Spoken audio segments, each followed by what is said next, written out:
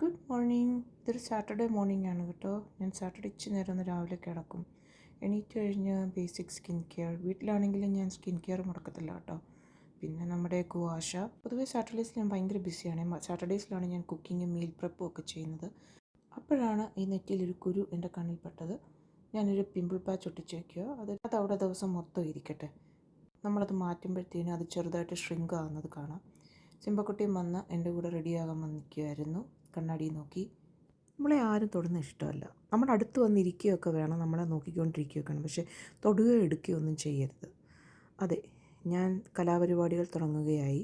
ഇന്നത്തെ നമ്മുടെ കൃഷി എന്ന് വെച്ച് കഴിഞ്ഞാൽ ഒരു മീൻകറിയും തോരനും പിന്നെ ഒരു നമ്മുടെ ബ്രെഡ് ഫ്രൂട്ട് ശീമച്ചക്ക കൊണ്ടൊരു കറി, ഒരു പാല് കറി എൻ്റെ മമ്മി ഉണ്ടാക്കുന്ന മോഡലിൽ.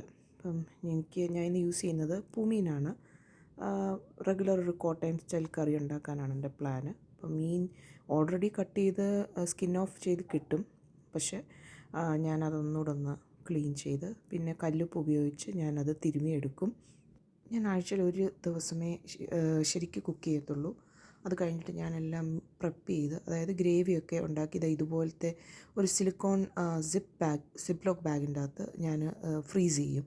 എന്നിട്ട് ആവശ്യം അനുസരിച്ച് അത് ഞാൻ ജോലി കഴിഞ്ഞ് വന്നിട്ട് അതെടുത്ത് ഗ്രേവിയും ഇതുപോലെ മീനോ ഇറച്ചിയോ എല്ലാം ഉണ്ടെങ്കിൽ അത് രണ്ടും കൂടെ കമ്പൈൻ ചെയ്ത് കടുകൊക്കെ പൊട്ടിച്ച് ഞാനത് പ്രിപ്പയർ ചെയ്തെടുക്കും.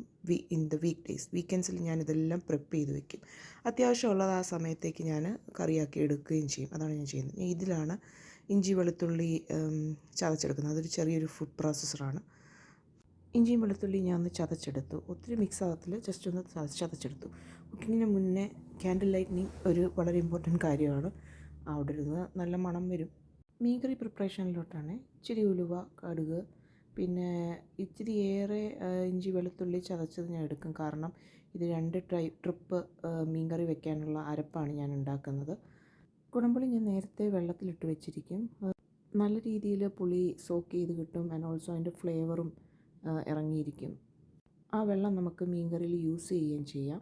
പിന്നെ ഞാൻ യൂസ് ചെയ്യുന്ന മസാല എന്ന് വെച്ച് കഴിഞ്ഞാൽ മഞ്ഞൾപ്പൊടി, ആവശ്യത്തിന് മുളക് പൊടി, പിന്നെ ഒരു ലേശം മല്ലിപ്പൊടി ചാറിന് കട്ട് കിട്ടാൻ വേണ്ടി. പിന്നെ നേരത്തെ പറഞ്ഞ പോലത്തെ സിലിക്കോൺ ബാഗിൽ ഹാഫ് ഓഫ് ദി ഗ്രേവി ഞാൻ വെള്ളം ഒഴിക്കത്തില്ല. വെള്ളം ഒഴിക്കുന്നതിന് മുന്നേ ഞാനത് സേവ് ചെയ്ത് ഫ്രീസ് ചെയ്ത് വെക്കും. നല്ല തിളച്ച വെള്ളം കൊണ്ട് ബാക്കി അവിടെ ആ പാൻ ഒന്ന് വൃത്തിയാക്കി ബാക്കിയുള്ള വെള്ളം ഞാൻ ആ ചട്ടിയിലോട്ടൊഴിച്ച്, പിന്നെ ആവശ്യത്തിന് നമുക്ക് വെള്ളം ചേർക്കാം according to our gravy preference. ഈ ഗ്രേവി തിളയ്ക്കുന്നതിൻ്റെ ഇടയിലാണ് ഞാൻ ഈ കുടംപുളി, അത് ഞാൻ ഒരു കുടംപുളി 2 or 3 ആയിട്ട് പീസായിട്ട് മുറിച്ചാണ് ഇടുന്നത്.